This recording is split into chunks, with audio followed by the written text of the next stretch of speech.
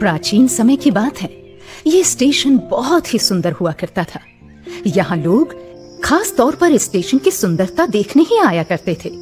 बिल्कुल नई नवेली दुल्हन सा सजा हुआ ये स्टेशन लोगों को अक्सर अपनी ओर आकर्षित करता था। मगर अचानक क्या हो गया कि ये स्टेशन विधवा जैसा बन गया। जहाँ पहले कई सारी रेलगाड़ियां यहाँ आकर रुकती थी, लोगों की चहल पहल हुआ करती थी, लोग एक दूसरे से बातचीत करके अपना मन हल्का कर लेते थे। अब उसी जगह पर कोई भी रेलगाड़ी का ड्राइवर अपनी गाड़ी को नहीं रोकता। जिसने एक बार अपनी गाड़ी रोकी वो फिर जिंदा नहीं पाया गया। रेलगाड़ियों के यात्रियों सहित ड्राइवर और गार्ड्स सब के सब मारे गए। कोई भी मुसाफिर अगर भूल से पटरियों पर चला गया तो फिर उसकी लाश भी कभी नहीं दिखी।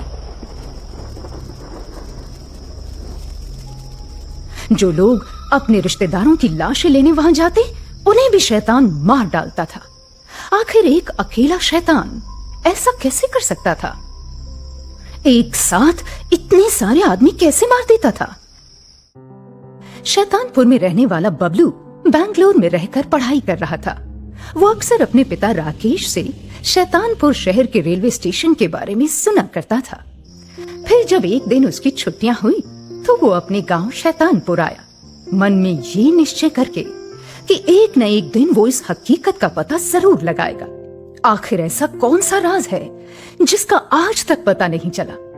कौन है जो इंसानों को मार देता है, और वो भी इतनी बेरहमी से? ऐसा सोचकर बबलू अपने दोस्त सुनील को भी अपने साथ चलने के लिए कहता है। यार सुनील, चल आज अपने शहर के भूतिया जंक्शन के बारे में पता लगाते हैं। छोड़ यार, क्यों फिजूल के चक्कर में पड़ता है? पता लगाने में कहीं हम दोनों की जान ना चली जाए। तू भी कैसी बातें करता है सुनील? ये सब अंधविश्वास के अलावा और कुछ नहीं है। तू जिद्दी अंधविश्वास समझता है इसे?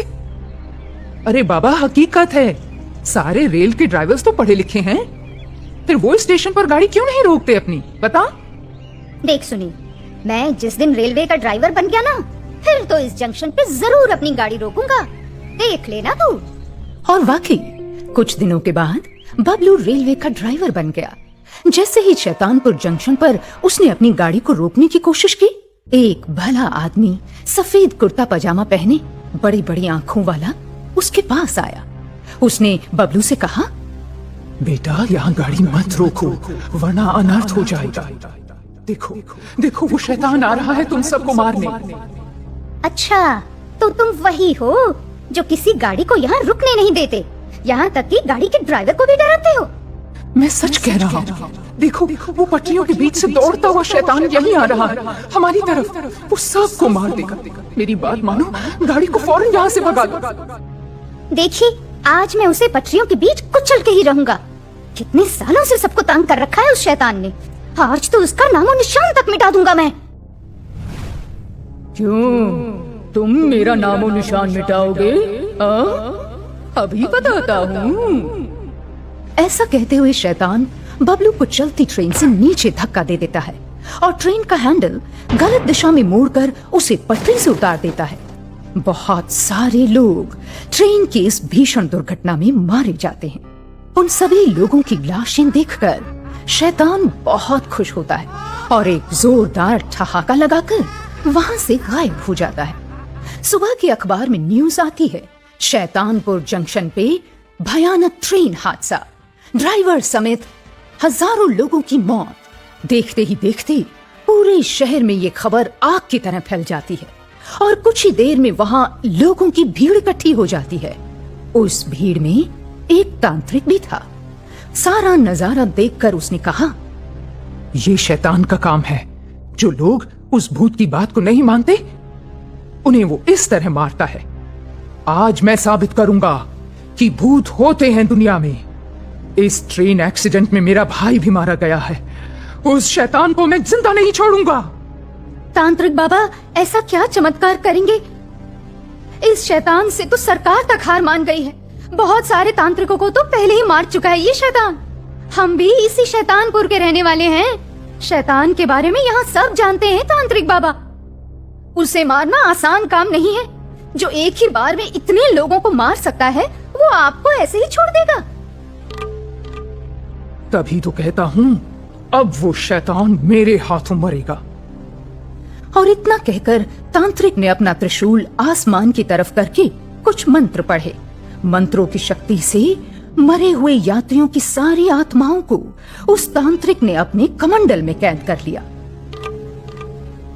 अब तुम लोग देखना उस शैतान का मैं कैसे अंत करता हूं।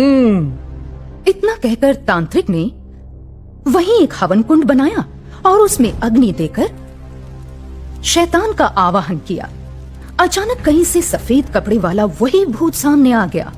उसने एक बार फिर से चेतावनी दी। तांत्रिक, अगर तुम उस शैतान को मारना चाहते हो तो इसमें कोई बुराई नहीं है, मैं भी तुम्हारा साथ दूंगा। लेकिन एक बार फिर सोच लो, वो कोई साधारण शैतान नहीं है जो ट्रेन को गिराकर हजारों लोगों को मौत के घाट उतार देता है। अगर वो यहाँ आया तो निश्चित ही तुम्हारी मौत संभव है। मैं समझ गया कि तुम अवश्य ही कोई अच्छे भूत हो। तुम किसी को नहीं सताते। मैंने तो रेलगाड़ी के ड्राइवर बबलू से भी कहा था, यही कहा था उससे भी कि यहाँ इस शैतानपुर जंक्शन पर ट्रेन मत रोको, मगर उसने मेरी बात नहीं मानी। और देखा नतीजा, शैतान ने सबको मार डाला, बबलू समेत सबको। तुमसे भी कहता हूँ, चुपचाप यहाँ से चले जाओ, वरना क्या बाबा, वो हम सबको भी मार डालेगा, यही ना? आज सुनो उसकी कहानी, वो भी मेरी जुबानी। इस हवन कुंड में आज उसे जलना होगा। ओम ह्रीम क्लीम चामुंडाय विचे होम फट। कुछ ही देर में वहां अचानक काले काले बादल मंडराने लगते हैं। दिन की दोपहरी में वहां घोर अंधेरा हो गया। डरावनी आवाज वातावरण में गूंज उठी। आ रहा हूं, किसी को नहीं छोड़ूंगा, सबको खत्म कर दूंगा। शैतान की आवाज सुनकर वहां खड़े सारे लोग भागने लगे। अपनी जान को बचाने के लिए इधर उधर छिपने की कोशिश करने लगे। सब एक दूसरे से कह रहे थे, भागो भागो, वो शैतान आ रहा है, हमको जरूर मार देगा। छिपो, जहां जगह मिले वहां भागो भागो। लेकिन तभी हवन कुंड के पास बैठा वो तांत्रिक, उसने मंत्रों का जाप करना और तेज कर दिया। वो जोर जोर से मंत्र पढ़ रहा था। ओम ह्रीम क्लीम चामुंडाय हुम फट, ओम ह्रीम क्लीम चामुंडाय हुम फट। उसने लोगों से भी कहा, मत डरो उस शैतान से। शैतान से ताकतवर तो उस भगवान की शक्ति है, रुक जाओ। मगर उस तांत्रिक की बात किसी ने नहीं सुनी। आखिर प्राण तो सभी को प्यारे होते हैं। जब जान पर बनाए तो सब लोग इधर उधर भागते गए। फिर अचानक जंक्शन से कुछ दूर पर जाकर शैतान और तांत्रिक के बीच चल रही लड़ाई को देखने के लिए रुक गए। जैसे ही शैतान उस तांत्रिक को मारने के लिए दौड़ा कि तांत्रिक ने फौरन अपने कमंडल का ढक्कन खोल दिया। हजारों की संख्या में मृत आत्माएं उस शैतान को आकर पकड़ के ले गई। शैतान, तुमने जिन जिन लोगों की जान ली है, जिन बेकसूर लोगों को मारा है, आज वही सारे लोग, वही मृत आत्माएं तुम्हें भी उसी तरह मारेंगी। तुम्हें भी उसी तरह मारकर उन आत्माओं को चैन मिलेगा, उन्हें शांति मिलेगी। बोलो, क्यों मारे इतने सारे लोग तुमने? क्या कसूर था उनका? यहाँ रहने वाले टीटी, स्टेशन मास्टर, रेलवे के कर्मचारी, क्यों मारा उन्हें तुमने? जानना चाहते हो मैंने उन्हें क्यों मारा? हाँ, सुनो। बहुत पहले मैं भी इसी शैतानपुर का रहने वाला एक भला आदमी था। मेरा नाम अमर था। मैं भी बबलू की तरह पढ़ाई की चाहत रखता था। मैं दिल्ली में अपनी पढ़ाई पूरी कर रहा था कि तभी खबर आई कि मेरी माँ की तबीयत खराब है। मैं अपनी माँ से मिलने के लिए दिल्ली से ट्रेन पकड़कर शैतानपुर जंक्शन के लिए रवाना हुआ। इस जंक्शन पर ट्रेन रुकी नहीं। मैंने ट्रेन की चेन कितनी दफा खींची, मगर ट्रेन के ड्राइवर ने ट्रेन को आगे भगा दिया। और फिर मेरे कोई कसूर ना होने के बावजूद पुलिस ने मुझे आ पकड़ा। मुझे मारते हुए ट्रेन से धक्का देकर नीचे फेंक दिया पटरी पर। और मैं ट्रेन एक्सीडेंट का शिकार हो गई। अपनी माँ से मिलने के उस अरमान को दिल में अधूरा लिए। मेरी मौत इसी ट्रेन की पटरी पर चलती ट्रेन से नीचे गिरने की वजह से हो गई। मैं पढ़ाई पूरी न कर सका और इसी ट्रेन के जंक्शन के आसपास बेचैन होकर भटकता रहा। मामला रेलवे पुलिस का था, इसलिए केस को दबाने के लिए मेरी लाश तक को गायब कर दिया गया। मेरे इस मर्डर अटेम्प्ट में सभी रेल कर्मचारियों का हाथ था, सभी की मिली भगत थी। यहाँ तक कि मेरी मरने की खबर मेरे घर वालों तक न पहुंची और मेरी बूढ़ी माँ मेरा रास्ता देख देख कर एक दिन इस दुनिया से चल पड़ी।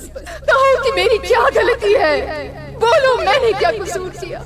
सिर्फ अपनी माँ के मिलने का इंतजार किया। उसकी इतनी बड़ी सजा क्यों मिली मुझे? इतनी बड़ी सजा? तब से उस दिन से मैंने ठान लिया कि इस रास्ते से गुजरने वाली हर ट्रेन के हर मुसाफिर को मारूंगा, किसी को उसकी मंजिल पर पहुंचने नहीं दूंगा। मगर इतने निरपराध लोगों को मारकर तुमने बहुत बड़ी गलती की है। आज तुमने मेरे भाई को भी मार दिया, साथ ही इतनी सारी आत्माएं जिनका क्रियाकर्म नहीं हुआ वो कहां जाएंगी? उन्हें मुक्ति कैसे मिलेगी? बोलो। ठीक है, आज इस हवन कुंड में मैं तुम सारी आत्माओं को मुक्त करूंगा जो बेकसूर इस ट्रेन दुर्घटना में मारी गई हैं। इतना कहकर तांत्रिक ने उन सभी मृत आत्माओं सहित शैतान और उस सफेद भूत की आत्मा को मुक्त कर दिया। उन सब का क्रियाकर्म, उन सब का अंतिम संस्कार करके उन्हें वैकुंठ धाम पहुंचा दिया। वहां खड़े लोग तांत्रिक का ये चमत्कार देखकर दंग रह गए। उनके तो होश उड़ गए। आखिर इस तांत्रिक ने ये सब किया तो किया कैसे? एक बार फिर से उस शैतानपुर जंक्शन में एक भले आदमी उस तांत्रिक की भलाई के कारण सारा शैतानपुर जंक्शन निहाल हो गया। वहां के सभी निवासी, वहां की सभी मृत आत्माएं मुक्त होकर उस तांत्रिक बाबा को धन्यवाद देने लगी। शैतानपुर जंक्शन एक बार फिर से सजी हुई दुल्हन की तरह चहल पहल और लोगों की खिलखिलाहट से भर उठा। वहां मौजूद सारे लोग तांत्रिक बाबा की जय जयकार करने लगे।